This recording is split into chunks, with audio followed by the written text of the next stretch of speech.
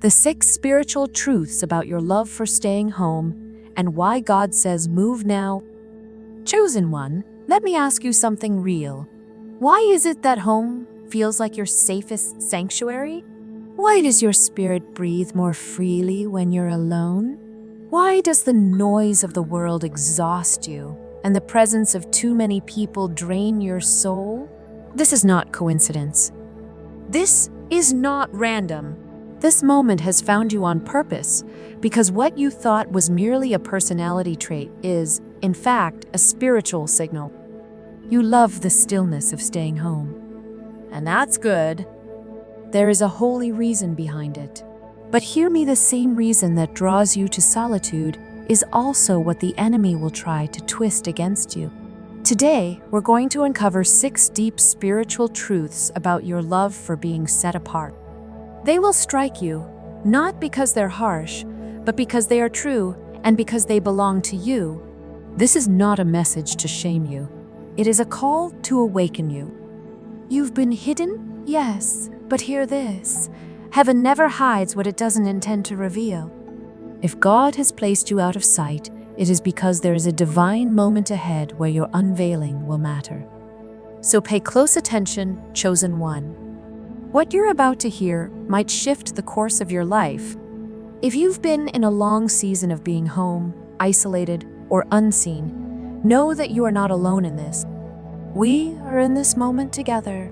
Before we step further, take this as a sign, stay connected. Share this with someone else who has been in hiding for too long. Because the truths we are about to uncover will not only call you out, they will call you higher. Section 2. Why chosen ones love staying home, the spiritual root. Before we walk into the hard truths, we must begin with the root. Why do people like you, chosen ones, feel such a deep pull toward home? Why does solitude feel like your natural habitat? This is not just a personality trait. It is not simply the result of being introverted. No, chosen one, it runs much deeper. From the moment your spirit was marked by heaven, something in your soul began to change. The world's noise grew heavier. Crowds began to feel suffocating. Conversations that once seemed lively began to feel hollow. And stepping into the world started to feel like entering a realm that no longer spoke your language. You weren't withdrawing out of weakness. You were being set apart for something higher. That's not dysfunction, it's sensitivity. Spiritual sensitivity. Your love for staying home is not born from weakness. It's rooted in preservation. God has hidden you, not to diminish you, but because you are chosen. Just as Moses was hidden in a basket, David kept in the fields, and Elijah fed in solitude, God shelters his warriors in obscurity before he reveals them. Why? Because the noise of the world can corrupt what he's cultivating within you. Before you can lead, you must learn to listen. Before you can stand before the public, you must first receive private instructions. So yes, your desire to stay home is divine. It is the Spirit whispering, "Stay close to me." There's something I'm shaping in you that does not need an audience yet. But let's balance that truth. While your love for solitude may be spiritually rooted, it can become spiritually dangerous if you misread the season. Many chosen ones begin in sacred solitude, a place where God's presence is near and the outside world grows faint, yet without discernment. That same place can slowly shift from protection into confinement. But somewhere along the way, comfort settles in. Discernment fades. The questions that once kept you aligned, Lord, is this still my hiding place? Or is this now my launching place? Go unasked. And that is when the enemy slips in. He cannot cancel your calling, so he seeks to delay your timing. He whispers, "Stay just a little longer. It's safer here." Without realizing it, what began as holy protection drifts into quiet stagnation. The sanctuary that once sheltered you can harden into a stronghold that confines you. But hear me, this is not about shame, it is about awakening. God is not finished with you. The same spirit that once drew you home may now be nudging you to rise. Remember, the house was never your destiny, it was your temple. A place of worship, a place of transformation. And temples are built to prepare people to go out, not to keep them locked in. The world may not have understood your silence, but heaven knew exactly why it was needed. Still, there comes a moment when silence must give way to sound and rest must yield to movement. If you've been feeling that, stirring that subtle sense something is shifting, pay attention. When the same home that once felt like peace now feels like a cocoon growing tight, that's not your imagination. That is heaven whispering, it's almost time. Chosen one, you were hidden for a reason, but now you're being prepared for a season. Your love for staying home has always been spiritual, but it is also seasonal. And every season, no matter how sacred, comes to an end. Now that you understand the why, we can step into the truths that have been quietly shaping your soul, your path, and your purpose. Truth: one home is your altar, but it can become your cage. Let's go deeper. This first truth may sting, but it will also set you free. You love staying home because home has become sacred. It is your safe place, your altar where you cry, where you pray, where you hear God's voice. It's where you've received your clearest revelations, your deepest deliverances, your most honest confessions. Your home, your room, your quiet space, these have become holy ground for you. Heaven has met you there. God has trained you there. And some of your greatest internal battles were fought and won on the floor of your bedroom. But here's the truth many resist. If you are not careful, the same altar that sheltered you can become the cage that confines you. Let that settle in. You began this season by seeking God, but somewhere along the way, you stopped moving. You built your camp around an encounter and forgot that His voice is still calling you forward. In the Old Testament, when Israel met God at Mount Sinai, the mountain shook, fire descended, and heaven spoke. It was glorious, but it was never meant to be permanent. The mountain was a moment, not a destination. And when it was time to move, God lifted the cloud and led them onward. Some of you right now still have your tent pitched in the place where the cloud has already moved. You remain there because you remember how powerful it once felt, how safe it seemed, how alive you were in that breakthrough. But here's the spiritual law you must hold on to. God's presence is mobile. He is never stuck, and if you do not move with Him, you will end up stuck in a shrine to yesterday's encounter. Make no mistake, what God did in your home was real, and it was holy. But now, He longs to do something through you. And that cannot happen if you never step beyond the door. The altar is where you are broken, but the field is where you are used. The altar is where you are cleansed, but the city is where you are sent. The altar is where you weep, but the world is where you war. You were never meant to remain kneeling forever, you were meant to rise. Some of you have mistaken spiritual rest for spiritual retreat. You've locked yourself inside routine. You're no longer worshiping, you're avoiding. You're not being still before God, you're resisting His next instruction. And that is how the altar becomes a cage. It still looks holy. It still feels holy. But in reality, it has become a spiritual hiding place where nothing ever moves forward. You say, I'm just waiting on the Lord. But let's be honest, you're not waiting, you're hesitating. You're not seeking God's direction, you're hoping for permission to stay where it feels safe. And here's the danger. The longer you remain caged, the more your faith turns into memory instead of movement. The fire fades to a flicker. The anointing becomes heavy, not with purpose, but with the weight of unused potential. So ask yourself honestly, when was the last time God told you to move, and you actually moved? Not just in thought, not just in emotion, but physically, spiritually, obediently. Have you been circling the same mountain because it's familiar, because it's safer than stepping into the unknown, because you fear the assignment waiting for you on the other side? Let me speak prophetically to you. Your altar has expired. The oil that was poured out in that space has already fulfilled its purpose, but fresh oil requires fresh obedience. You cannot drink from yesterday's cup and expect tomorrow's strength. You cannot build a permanent temple where God only intended a temporary tent. It's time to examine the walls around you.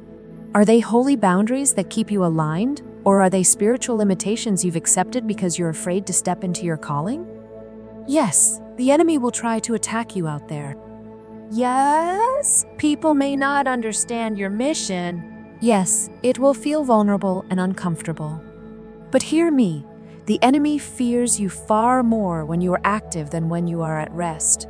He will gladly leave you hidden behind your curtains as long as you remain silent.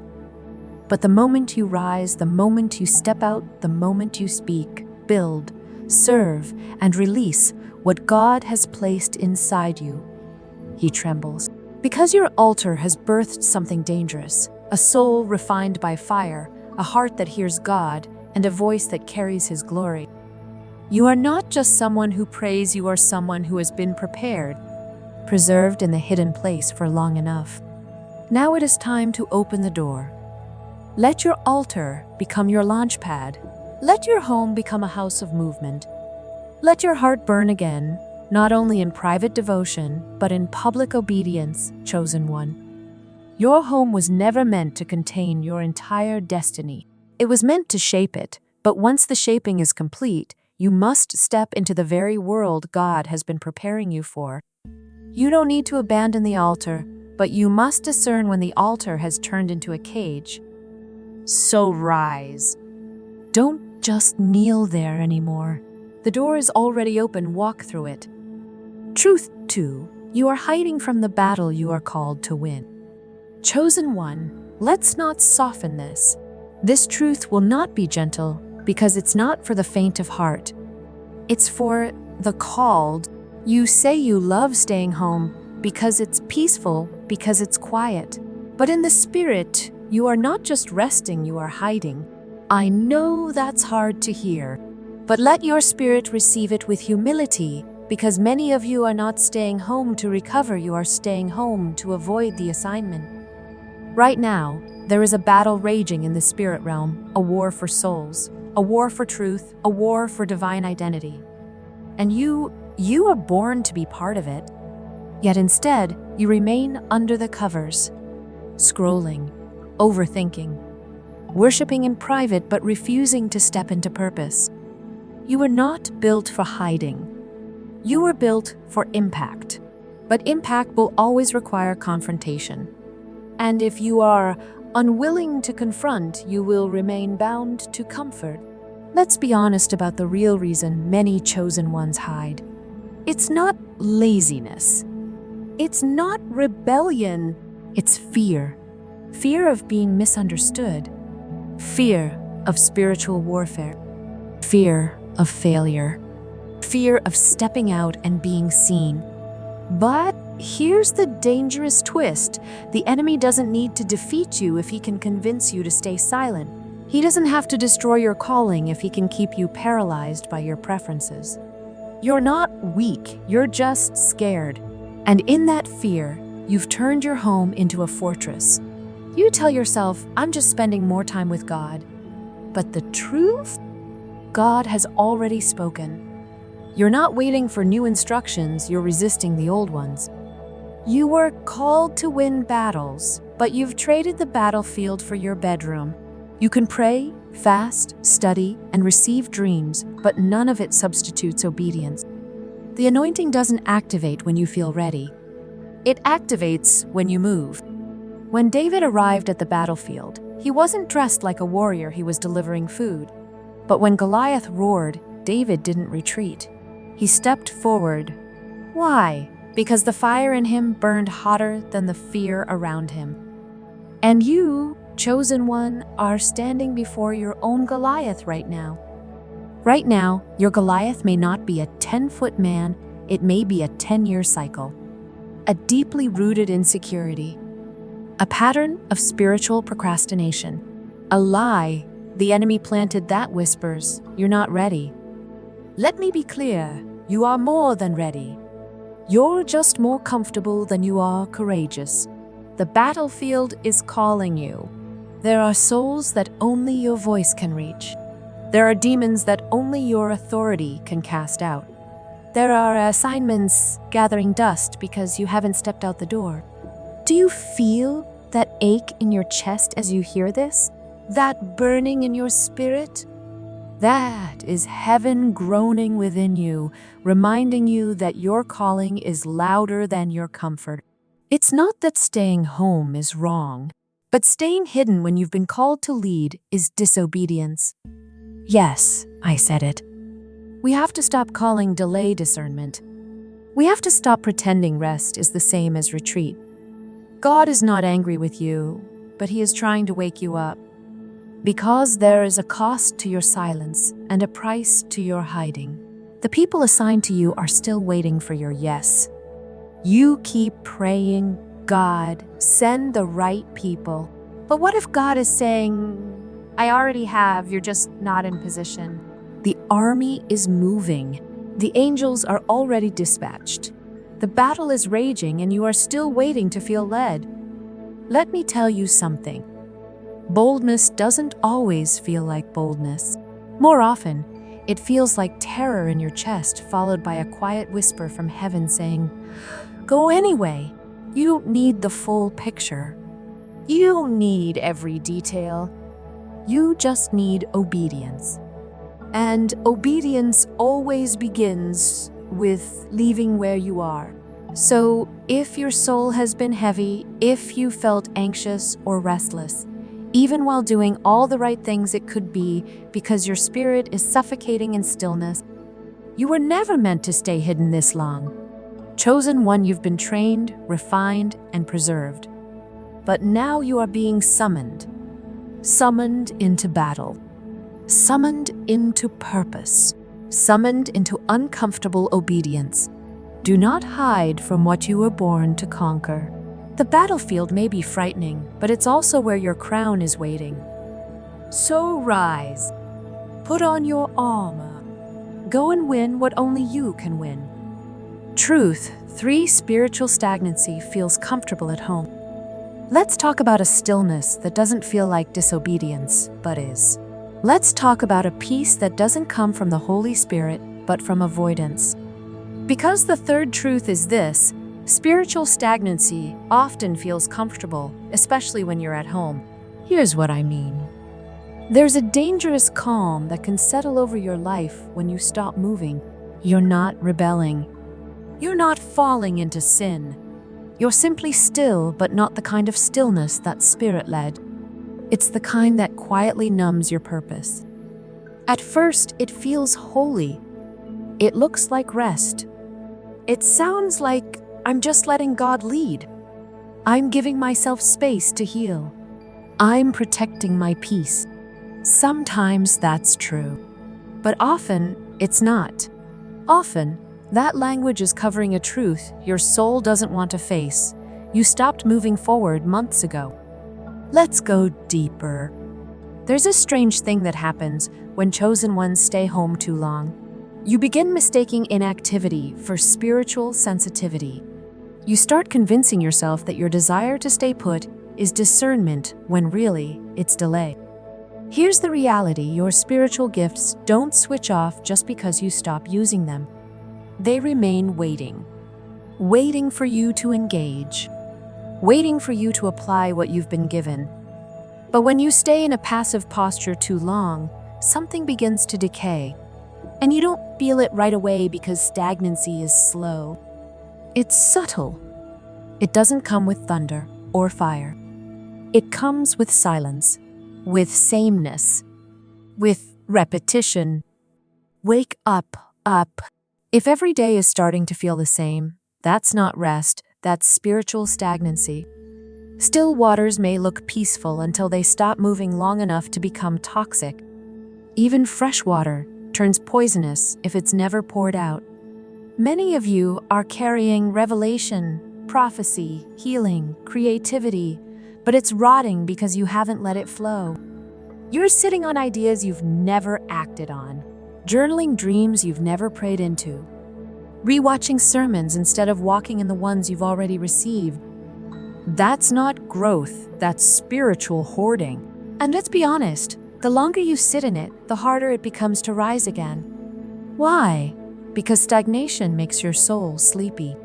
Not tired, numb. You're awake, but not alive. You're praying, but not powerful. You're listening to worship, but your heart no longer burns.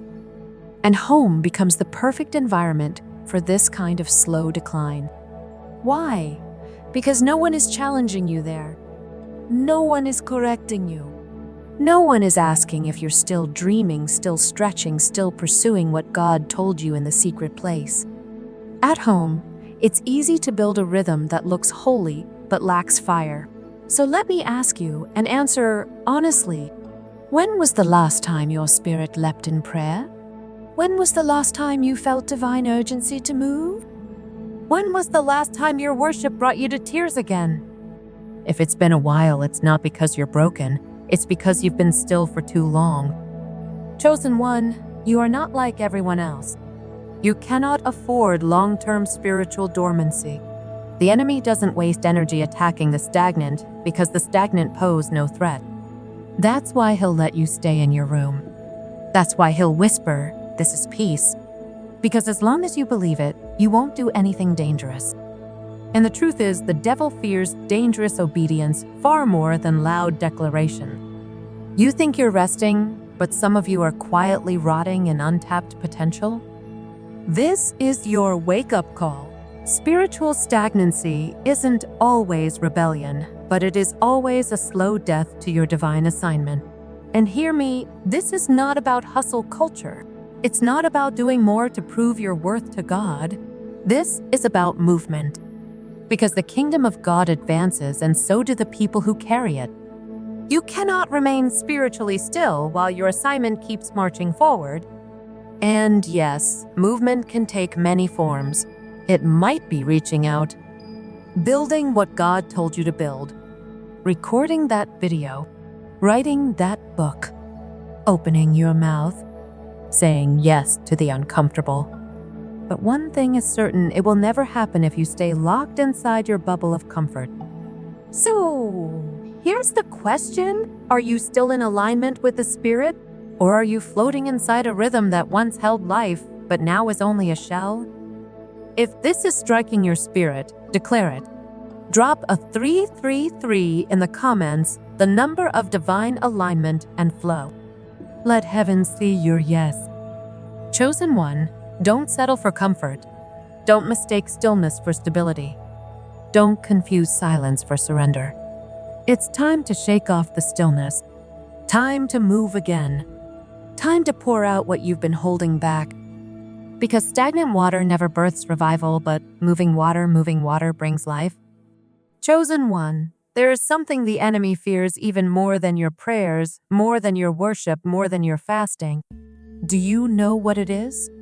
Your voice, your words, your expression, your sound, your message.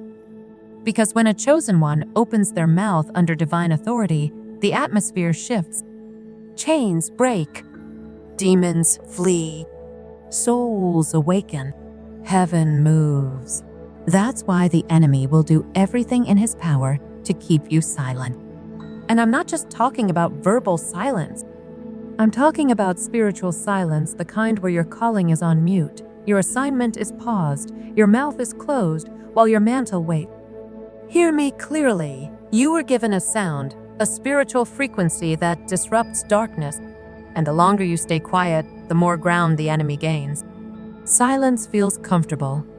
Silence feels safe. Silence gives you the illusion of control. But silence also robs you of divine impact. Think about it. How many times have you felt that nudge? That whisper from the Spirit, say it. Post it. Call them. Write it. Pray out loud. And you didn't. You pushed it aside. You told yourself, maybe later. You second-guessed it. You stayed quiet and nothing changed. And here's the part that cuts deepest. Your silence didn't just affect you. It didn't just affect you, it affected someone else's breakthrough. Because your voice is connected to other people's freedom. When you release what God has placed in your spirit, He uses it like a key, and somewhere, someone's prison door swings open. But if you hold it back, that door stays locked, and the enemy celebrates. He doesn't have to silence you if you've already silenced yourself. Understand this, your voice is not just communication, it is a spiritual weapon. Heaven creates through sound. God said, "Let there be light," and there was light. Jesus calmed the storm with a rebuke. Demons were cast out through spoken commands. Miracles were released through declarations. And yet, here you are holding back, sitting on prophetic words, doubting your authority, choosing quiet when God said, "Declare." That's not humility. That's spiritual suppression. You think staying silent keeps you safe, but in reality, it keeps you small. Let's call it what it is, a tactic of hell. Because as long as you are silent, you are not disrupting any systems. You are not awakening any souls. You are not pushing back darkness. You are not fulfilling your voice print on the earth. Hear me, the enemy doesn't waste energy attacking noise. He attacks sound with assignment. Some people can talk all day and never move anything in the spirit. But when you speak, things shake. And he knows it. That's why he surrounds you with reasons to stay quiet. Fear, overthinking, comparison, rejection, false humility. The enemy whispers, "You're not qualified." No one wants to hear you. You're too late. You don't sound like them. Don't make a scene. And if you believe it, you go quiet. But here's what heaven says: "I gave you a sound hell cannot duplicate and cannot silence." Your voice was designed for such a time as this. It carries assignments. It carries truth. It carries fire. And every time you silence yourself, you bury a seed that was meant to bear fruit. This doesn't mean you have to be loud or dramatic. Spiritual power is not in volume, it's in obedience. Some of you are naturally quiet in personality, and that's fine. But the question is, are you silent in your calling? Because God can use a whisper, but He cannot use a withheld message. Here's a truth you need to hold on to. The longer you stay silent, the heavier your spirit will feel. Because unspoken purpose turns into spiritual weight. You start to feel stuck, disconnected, like something is off. And it's not because God left, it's because you stopped releasing what He gave you. So what now, chosen one? It's time to speak again.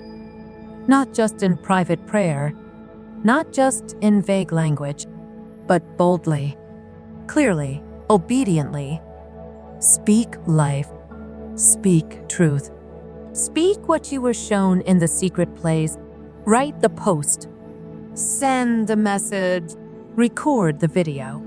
Pray the prayer. Preach the word. Intercede again. Declare again. Sing again. Don't let the enemy keep winning just because you fear the sound you carry. Because that sound, your sound, will shatter the enemy's assignment the moment you release it. So here's your charge. Open your mouth. Use your words. Let the silence end today. Because your voice isn't just a gift, it's a weapon. And heaven is waiting for you to wield it. Truth 5, you're forgetting your mission. Chosen one, let's pause and be honest. Have you been feeling disconnected from your assignment? Like something vital is missing, even though you can't quite put it into words? You're still praying, still reading, still saying yes in your heart. But deep down, you feel off. Let me tell you why. You've started to forget your mission. And it didn't happen with an explosion. It didn't come with a crisis. It came quietly, subtly, softly. You didn't rebel, you simply paused. You told yourself, "I'll pick it back up soon." But soon turned into weeks, weeks into months, and now you're further from your mission than you've ever been. That's how the enemy works. He doesn't always attack with chaos. Sometimes he attacks with comfort. He wraps you in stillness. He numbs your fire. He whispers, "You've already done enough." And without realizing it, you begin to settle.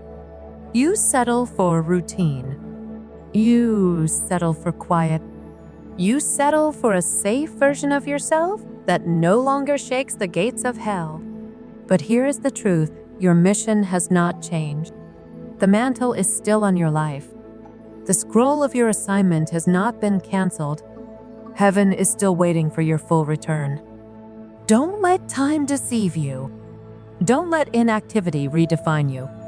You were called with fire, and that fire is still burning, even if right now it feels like only an ember. Now, let's rewind. Remember when the calling first hit you, when God stirred something in your soul that you couldn't explain? You had vision. You had urgency. You had divine fire in your bones. What happened to that version of you? I'll tell you, life happened. Disappointment happened. Delay happened. And little by little, the mission blurred. You stopped talking about it. You stopped planning for it. You stopped believing it was still possible. But hear me and hear with your spirit, God did not change his mind. Even when you slowed down, even when you backed away, even when you forgot, he didn't. The mission is still alive, but it needs you to wake up again. Forgetting your mission doesn't mean you're lost, it means you're out of position. And when you're out of position, you lose divine alignment. Things feel off. Doors don't open. Ideas fall flat. You feel drained, not physically, but spiritually. That is the weight of an unused assignment. That is the burden of a calling left ignored. So what do? You return, not to the emotion of the calling, but to the obedience of it. You don't need another confirmation, you need to remember what God already told you. Revisit the prophecy. Reopen the journal. Reclaim the blueprint. Dust off the instruction. Because somewhere along the way you stopped building. You stopped running. You started waiting for perfect conditions. But the mission doesn't wait for perfect, it only responds to yes. And hear me, this is not about guilt. This is about realignment. You are not too late. You are not too far gone. You haven't missed it, but you do need to rise. Because when you forget your mission, you create space for distractions to become your new assignment. And before long, you'll be busy but not purposeful. Moving but not aligned. Doing but not obeying. That's not who you are. That's not why you were chosen. You were set apart not just to be holy, but to be useful. And that means your silence must end. Your passivity must break. Your maybe later must turn into right now. Chosen one, the mission is waiting. And every day you delay, someone else's breakthrough is postponed. That's how serious this is. You are not carrying an opinion, you are carrying divine orders. And heaven expects you to move with urgency. So here's what I want you to do after this message. Sit down in silence. Not to scroll. Not to nap. But to remember. Ask the Spirit, what did you assign to me that I have forgotten? And then, listen, the answer will come. And when it does obey, even if it's small, even if it's scary, even if it's something you tried before and failed, because the moment you start to act, your spirit will come, the weight will lift, the clarity will return, and the fire will burn hot once more. You haven't lost your mission, you've simply left it unattended. But today you can reclaim it. Truth 6 home is not the promised land. Chosen one, let's set this straight. Home has its place. It's where God met you. It's where He healed you. It's where you discovered your voice, your tears, your strength, your convictions. But home was never meant to be your final destination. Because no matter how safe, how holy, or how peaceful it feels, home is not the promised land. It was the place of formation, not fulfillment. The place of revelation, not completion. And this is where many chosen ones get stuck right on the edge of movement. You've built something sacred in your solitude, and now stepping out feels like betrayal. You say things like, "But I meet God here. But I found peace here. But I'm growing here." All of that is true. But hear me, growth has a goal. And that goal is not to keep you spiritually fat, but to make you spiritually mobile. You weren't built to camp in glory forever. You were built to carry it into the world. Look at Israel. God took them out of Egypt and led them into the wilderness. Why? To purify them, to detox them from slavery, to teach them to trust, to reveal His voice and His law. So, what was the wilderness? Alive again. God had already spoken of a land flowing with milk and honey, a land where they would plant, build, multiply, and establish His name. But what happened? They grew so accustomed to the wilderness that they began to think it was normal. They even romanticized Egypt at one point. And some of you've romanticized isolation. You've mistaken preparation for arrival. You've taken a spiritual wilderness and redecorated it as if it were a permanent home. But the truth is, God is trying to lead you into promise. And to do that, He will begin making home uncomfortable. You may already feel it, that holy discomfort, that restlessness in your spirit, that sense that you're surrounded by familiarity, but still feel unfulfilled. That quiet question, is this really all there is? That's not a lack of gratitude, it's divine disruption. It's God whispering, the season that once served you has now expired. The promised land is not just a metaphor for heaven. It's not only eternal reward. It's also purpose, influence, impact, walking fully in what God ordained for you before you were even born. And that will never happen if you refuse to move. The comfort of home has become a sedative. It has lulled you to sleep with warm routines and gentle distractions. But comfort is no longer calling you. Purpose is. There is a version of you that will only be activated in motion. There is oil that will only flow when you obey beyond the safe zone. There are doors that will only open when your feet leave the house. I'm not telling you to abandon your peace. I'm telling you to follow the cloud. In Scripture, the cloud by day and the fire by night never stayed still. When it moved, Israel moved. When it stopped, they camped. But no one tried to live where God had already departed. Some of you, God has moved on from your current space and you're still decorating it like He's staying. That's why things feel dry. That's why revelation is quiet. That's why your prayer life feels mechanical, because the fire moved, but you didn't follow. The home that once felt like heaven now feels hollow. That's your signal. It's not punishment, it's invitation. An invitation to enter promise. Because the promised land requires something different from you. It requires movement. It requires courage. It requires confrontation. Yes, but it also releases reward. You've been in preservation mode. Now it's time for possession. The things God whispered to you in the stillness weren't just to comfort you. They were blueprints, assignments, seeds. And those seeds were never meant to stay buried in your living room. They were meant to be planted in the land you are promised to take. And what does that look like? It might mean starting the thing you've been putting off for years. It might mean showing up in spaces that intimidate you. It might mean speaking to people you've avoided. It might mean changing your schedule, your surroundings, your strategies. But one thing is certain, it will mean leaving home behind as your identity. Home can no longer be your spiritual personality. It can no longer be your shield. It can no longer be your substitute for the battlefield. It's time to shift your mindset from, I'm just here waiting on God, to God is waiting on me to walk. Because the promised land doesn't come to you, you go to it. Yes, there will be giants. Yes, there will be unknowns. Yes, there will be battles. but you will also find favor, provision, alignment, breakthrough, legacy, and you will finally feel what your soul has been craving: divine fulfillment. Not just inner peace, but outward purpose. So, here's your charge, chosen one. Pack up your tent. Gather the manna of memory. Honor what the home season taught you and then move.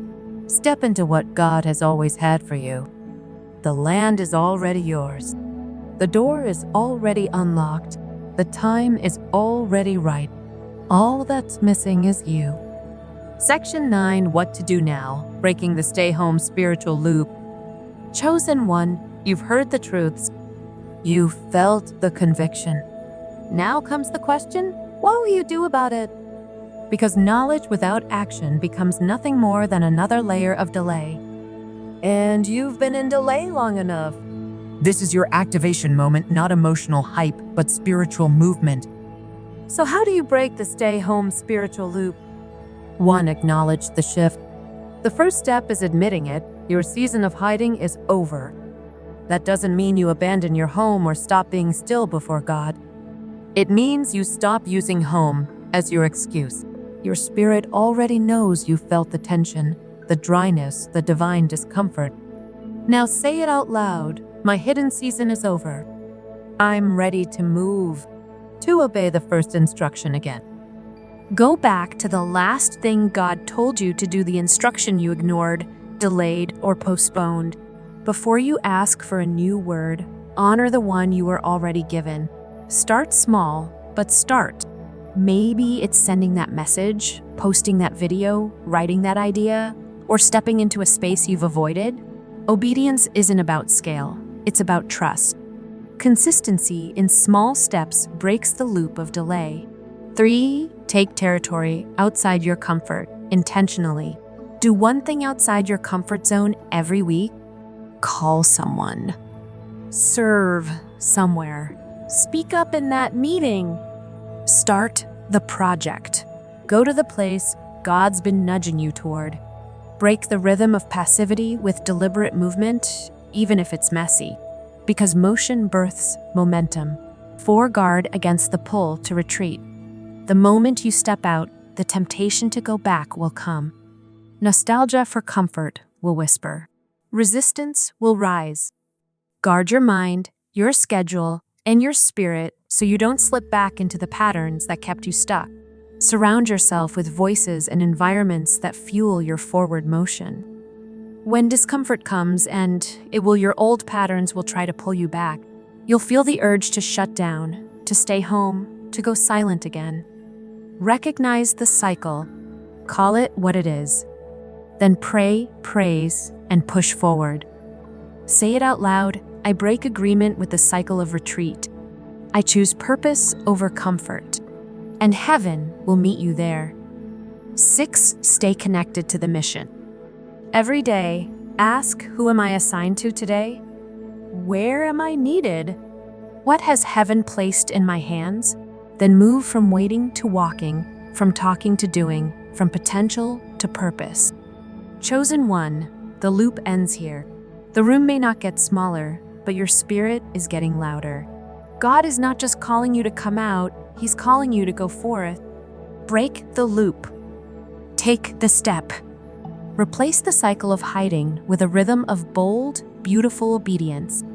Your next chapter will not start with clarity. It will start with courage. Section 10, Final Prophetic Warning and Conclusion. Chosen one, we've come to the end of this message, but for you, it's the beginning of a new movement. Before we close, I need to give you this final prophetic warning. It's not to scare you, it's to awaken you. You cannot afford to stay still after this. You've heard too much. You've seen too much. You've felt the shift in your spirit, and if you ignore it now, you will feel the weight of disobedience like never before. Why? Because heaven holds you accountable for what you've received. You are not a casual listener. You are not a random viewer. You are a chosen one, marked and summoned for a divine moment such as this. And if you walk away from this word unchanged, You will feel it not because God is punishing you, but because your spirit knows alignment was offered and delayed again. The longer you wait, the colder the fire becomes. The longer you stay silent, the heavier your mantle will feel. The more you ignore the call, the harder it will be to hear it. So I say this with all the love and all the urgency in my soul. Move now, not next month, not next year, not when you feel ready. Because the enemy won't wait. The world won't wait. And your assignment cannot wait. You've been hidden long enough. You've been preparing long enough. The season of incubation has ended. Now you must emerge. Chosen one, the fire is still in you. It is not too late. You have not missed it. God has preserved you for this moment, and this moment demands your response. So, stand up in your spirit. Shake off the dust. Speak again. Move again. Love again. Lead again. Live like someone who has been given a divine mission because you have. And as you do, the doors will open. The oil will flow. The right people will appear. The clarity will return. Because God always meets movement with miracles. If this word has activated your spirit, drop a 999 in the comments for full surrender, final preparation, and divine release. Let it be your prophetic agreement with heaven. I'm done hiding. I'm done hesitating. I'm done delaying. I will move. And if you know even one person who has been stuck, stagnant, or spiritually silent, send them this message. Their breakthrough might begin with your obedience. Remember this final truth: the world is not changed by those who stay hidden. It's changed by those who step into the light, even when it's uncomfortable, even when it costs them everything. Chosen one, you are ready, and heaven is waiting. Now go.